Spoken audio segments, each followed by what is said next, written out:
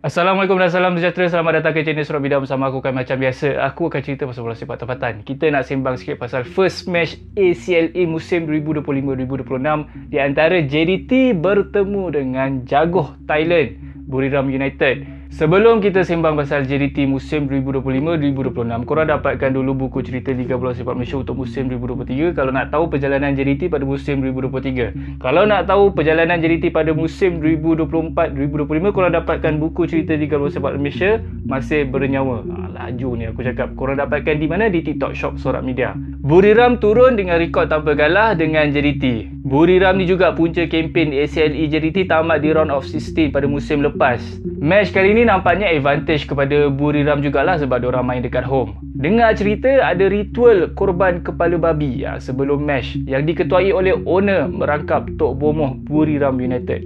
Atas kertas, Buriram turun dengan formasi 3-4-3. JDT pula dengan formasi 4-2-3-1. Kita tak payah compare lah first 11 Buriram bertemu dengan JDT dengan first 11 Selangor bertemu dengan Buriram sebelum ni. Tak payah cerita banyak lah pasal bab tu. Korang faham-faham je lah. Match ni daripada awal memang dah rancak. Dalam tempoh 10 minit, 2 gol dah dibatalkan oleh referee. First goal JDT dibatalkan bila VAR detect Figueiredo handball time build up attacking. Second, gol Buriram dibatalkan pada minit ke-6. Top scorer Buriram Bisoli offside. First half ni nampak gameplay open lah. Tak adalah JDT atau Buriram main defensif. Dua-dua main menyerang untuk dapatkan gol awal. End up JDT leading pada minit ke-28 hasil corner kick yang ditanduk awal oleh John Irazabal. Tapi berjaya ditepis keeper Buriram, Etheridge. Cuma bola tu jatuh kat kaki Glauder yang tak ada siapa marking. So, gol awal JDT ni membuatkan player-player Buriram ni agak pressure sikit.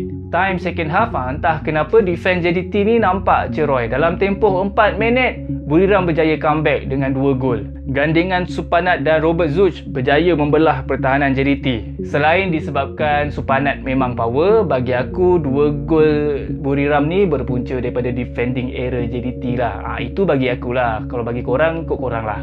First goal bila midfield JDT hilang bola dan gagal rampas bola tu balik. Menyebabkan defense line JDT yang terdiri daripada 3 player bocor bila salah seorang player buat pressing. Edri Israfilov yang cover pertahanan kanan terlepas marking Supanat. Second goal pula kesilapan daripada John Irazabal yang tergelincir. Bagi peluang kepada Supanat melepaskan diri dan buat hantaran dalam kotak penalti. Sekali lagi JDT kekurangan player pertahanan di saat genting. Kali ini Jonathan Silva lambat track back Robert Zuch. Rasanya head coach JDT menyirap juga dengan defense line JDT ni. Dia slow-slow tukarkan player pertahanan, keluarkan John Irazabal, Edri Israfilov, lepas tu Jonathan Silva kena keluar. Lagi satu mungkin sebab nak rancakkan attacking JDT lah. Sebab lepas Buriram skor 2 gol ni, diorang lebih defensif sikit. Sit back, bertahan, tunggu je player JDT buat mistake, diorang akan rampas bola dan counter attack. Ada sekali tu peluang Buriram untuk dapat penalti, nasib baik VAR review balik, tak jadi nak bagi penalti. Kalau tak, 3-1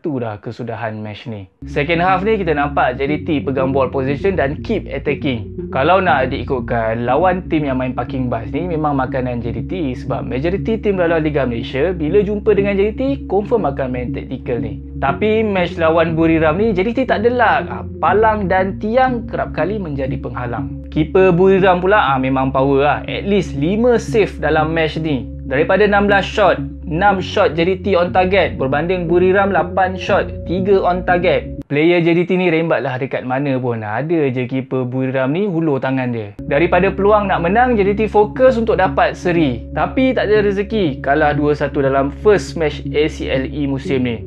Ada juga fans JDT cakap, Kapten Arif Aiman macam hilang daripada radar dalam match ni. Tapi kalau nak diikutkan, attacking yang paling efektif JDT dalam match ni datang daripada Arif Aiman dengan Joe Figueiredo. Ada juga yang cakap falsafah head coach baru JDT ni limitkan kemampuan sebenar Arif Aiman. Bab falsafah ni aku tak boleh nak sembang banyak sangat lah. Korang tunggu je lah TMJ buat karangan panjang dekat IG story nanti. Sebelum ni pun TMJ ada cakap JDT sekarang ni dalam fasa transition.